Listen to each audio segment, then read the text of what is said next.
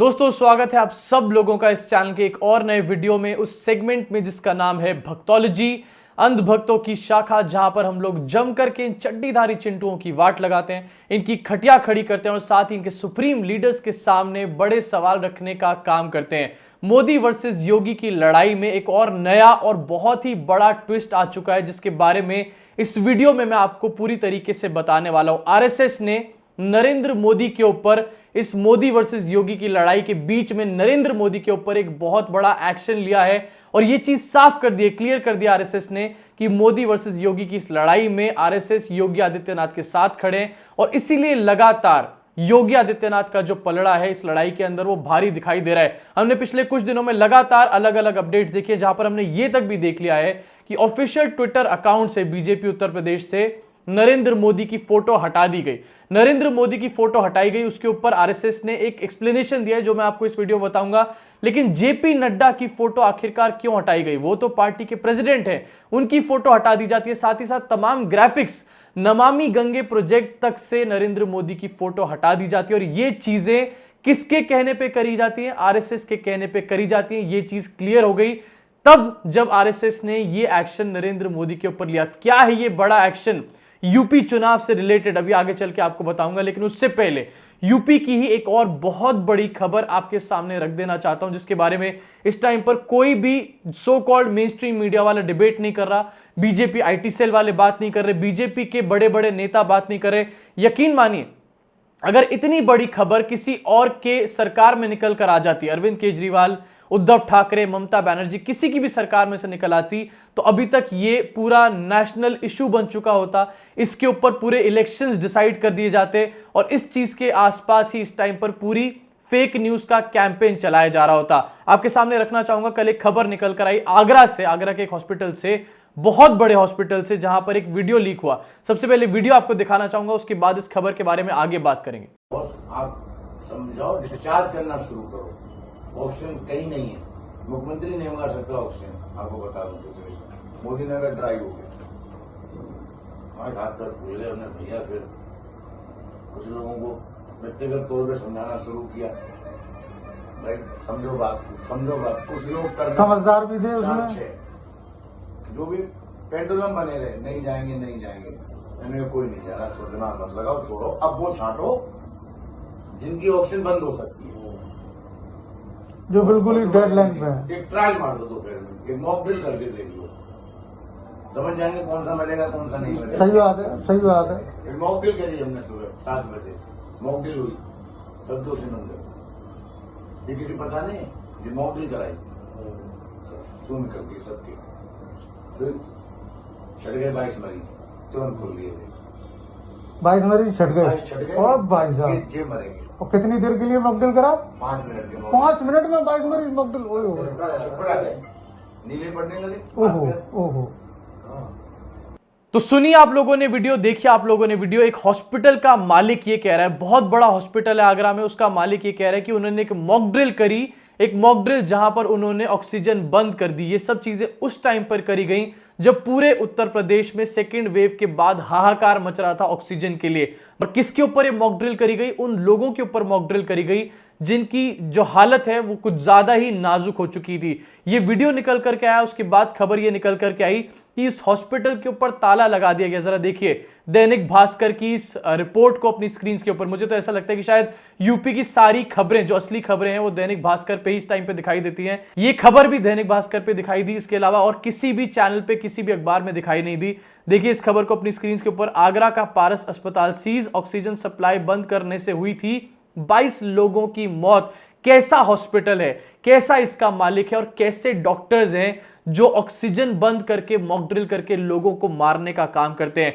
वहां के डीएम जरा सुनिए क्या बोल रहे हैं। डीएम कह रहे हैं कि वहां पर किसी की भी मौत नहीं हुई और वहां पर जो लोग थे, मौके पे मौजूद थे, वो ये कह रहे हैं कि 16 लाशें तो उन्होंने ही अपने आंख से देखी है। ये सारी चीजें सामने आती हैं। उसके बाद हॉस्पिटल का जो स्टाफ है वो लोगों के साथ हाथापाई, मारपीट करने के लिए बाहर निकल आता है। उसकी भी वीडियो है, ये भी आपको दिखाना चाहता हूं। मारा जा रहा है, खून निकल गया है और घायल हो गया है। लेकिन बावजूद इसके कोई नहीं रुक रहा, लगातार मारा जा रहा है। आप देखें, देखा आपने वीडियो जहां पर हॉस्पिटल का स्टाफ लोगों के साथ, जो पेशेंट्स के आसपास के रिलेटिव्स थे उनके साथ हाथापाई करता हुआ नजर आ रहा है, जो लोग मर गए उनके रिलेटिव्स के साथ हाथापाई करता हुआ नजर आ रहा है, क्योंकि वो बौखलाया पड़ा है। लेकिन इससे भी बड़ी बात पता है क्या है, कि इसके बारे में कोई भी नेशनल मीडिया बात नहीं कर रहा।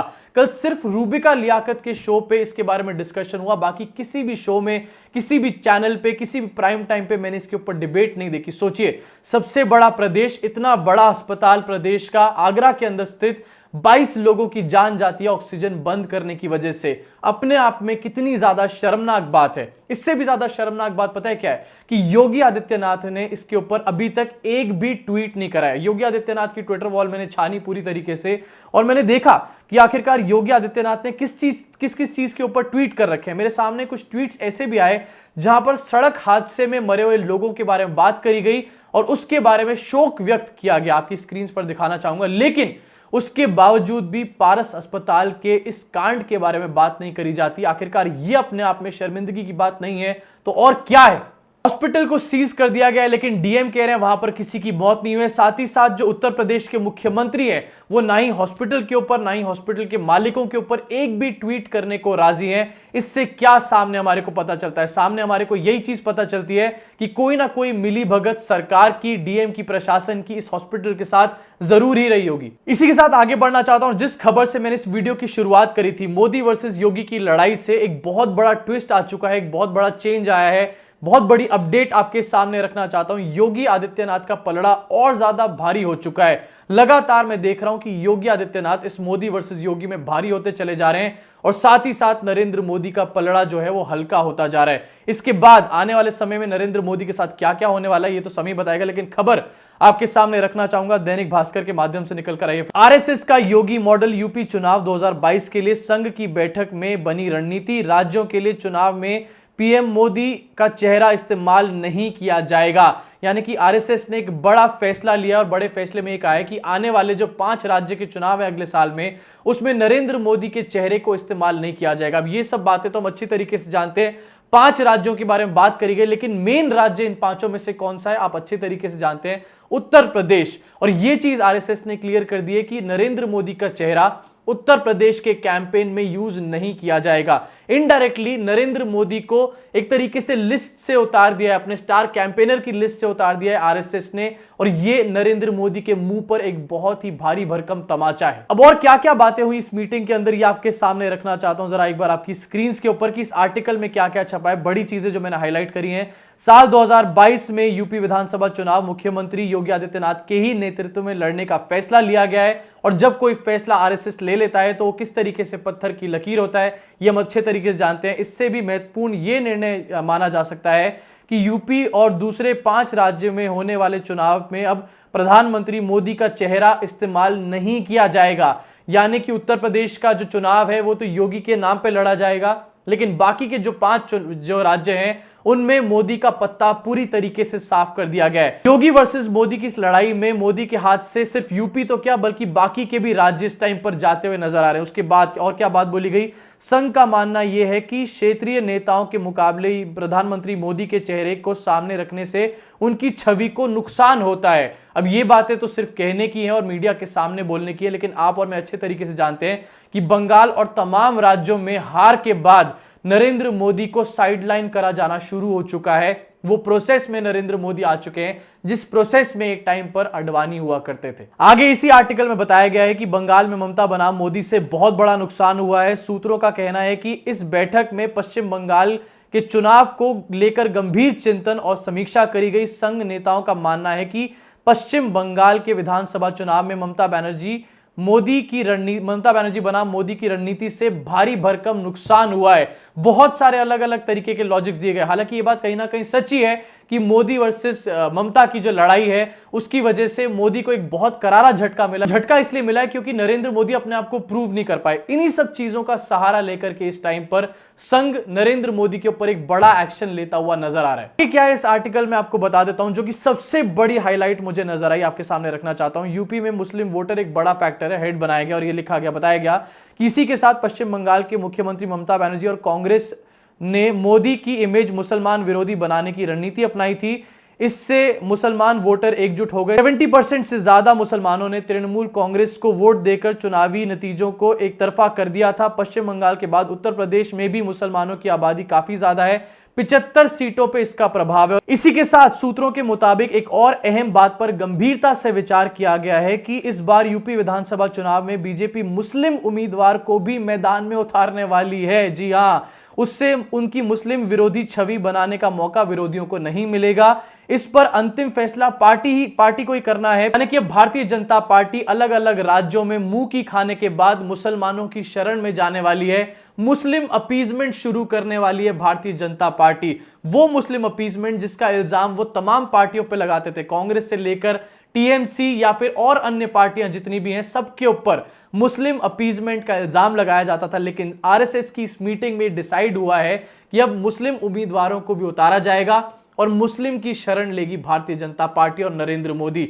हालांकि यह कहा गया है कि इसके ऊपर अंतिम फैसला पार्टी का है, लेकिन आप लोग भी अच्छे तरीके से जानते हैं कि जब कोई चीज आरएसएस डिसाइड कर लेती है तो किस तरीके से भारतीय जनता पार्टी को बात माननी पड़ती है। और अगर आरएसएस की कही हुई बात को Bharatiya Janata party by chance यहां पर नहीं मानती है तो डेफिनेटली भारतीय जनता पार्टी को मुंह की खानी पड़ेगी और आरएसएस और बीजेपी के अंदर ही एक डिवाइड क्रिएट हो जाएगा, जिसके रिजल्ट्स क्या होंगे ये आप अच्छे तरीके से समझ सकते हैं। साथ ही इस बात के ऊपर भी सफाई दी गई आरएसएस के द्वारा कि आखिरकार क्यों नरेंद्र मोदी की फोटो बीजेपी यूपी के ट्विटर हैंडल से हटा दी गई। लेकिन अपने आप में यह बात भी एक्सपोज हो गई कि आखिरकार किसके कहने पे फोटो हटाई गई थी और आखिरकार ये लड़ाई जो है ये सिर्फ अभी शुरू हुई है, इसका अंत कहां होगा ये चीज देखने वाली होगी। इस वीडियो में इतना ही। अब मैं चाहता हूं कि आप मोदी वर्सेस योगी की इस लड़ाई को, जो इसमें ट्विस्ट आया है इतना बड़ा, इसको लोगों तक पहुंचाने का काम करें, तमाम उत्तर प्रदेश की जनता तक पहुंचाएं, उनको यह समझाएं कि आखिरकार किस तरीके से आरएसएस और बीजेपी के अंदर ही एक मनमुटाव शुरू हो चुका है। पहले बीजेपी के अंदर मनमुटाव और अब आरएसएस और बीजेपी का यह मनमुटाव। अगर इसी तरीके से लड़ाइयां चलती रही तो आखिरकार ये लोग अगर इलेक्शन जीत भी जाते हैं तो सरकार किस तरीके से चलाएंगे, क्या ये जनता के वोट का एक वेस्टेज नहीं होगा? बातें यूपी के लोगों को समझाने के लिए आप तमाम लोगों के साथ इस वीडियो को शेयर करिए, साझा करिए और इस बात को आगे पहुंचाने का काम करिए। अभी के लिए इस वीडियो में सिर्फ इतना ही। मुलाकात होगी आप सब लोगों से अगली वीडियो में।